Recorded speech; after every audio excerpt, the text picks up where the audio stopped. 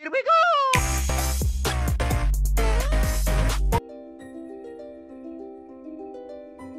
White Knight from developer Awesome Studio reminds me of a time when horror titles were actually about horror. Games that are so unsettling that they will make you think twice before you move on to the next area. While the gameplay lacks depth and can become repetitive, White Knight succeeds in providing a focused narrative-driven adventure that horror fans will appreciate. White Knight takes place in 1938 near Boston. After the player has a car accident caused by a ghostly form of a woman, ends up discovering a described haunted house owned by the Vesper residents. Unfortunately, you end up locked in the mansion, and what begins as a simple affair of trying to find a sign of life develops into a full-on investigation into the lore of the Vesper family and how it connects to the apparition which confronted you. The story starts off slow, but gets more interesting as you explore further into the mansion, and the narrative is fantastically written. You'll find dozens of notes, newspaper clippings, and journal entries relating to the Vespers that will help flesh out the story. These expository bits of information expand into a fascinating story of desperation, gloom, and madness. Exploration is at the forefront of White Knight, and is encouraged if you want to get the most out of the story. While exploring the mansion, spirits always seem present, especially the Vesper family matriarch. If you get caught, it's an immediate game over, and the only way to defeat these spirits is by flashing a light at them. The spirits can be evaded, but it's usually best to try and find the source of electrical light, and this is where the most time is spent just trying to figure out how to turn on the lights. When out of the light, drumming bass beats begin to swell and adds a layer of seismic tension, which is pulse pounding.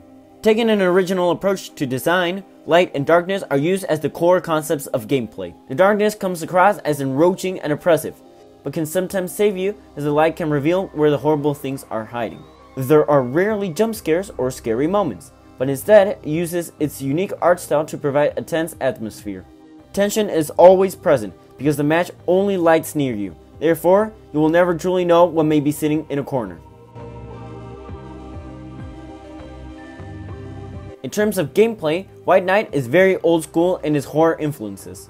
There are puzzles to solve much like the older Resident Evil titles, but unlike Resident Evil, the player has no weapons to use. Your inventory mainly supplies matches and puzzle items.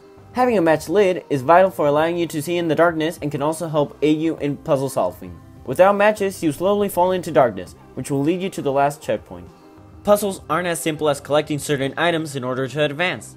Some puzzles require special attention to your surroundings or completely exploring an area. Fortunately, the puzzles never felt cheap or frustrating, and notes scattered all around the mansion can help in solving them effectively. If a puzzle becomes especially difficult to solve, the player can open an in-game hint system in the menu that presents all the clues in a newspaper format. Sometimes the protagonist will chime in a hint of their own regarding where you should look next. I appreciate how White Knight respects my time in this regard, and has definitely cut down on the backtracking involved. Graphically, White Knight is presented in a black and white noir visual design with fixed camera angles. The closest comparison I can make is to the beginning of The Unfinished Swan, where the sharp contrast highlights details and discrepancies in the environments. With the fixed camera angles, White Knight is more immersive, but sometimes when running from spirits, the camera changes the angle, leaving you completely vulnerable. Other times, you might enter a room and get killed immediately because the spirit wasn't quite visible.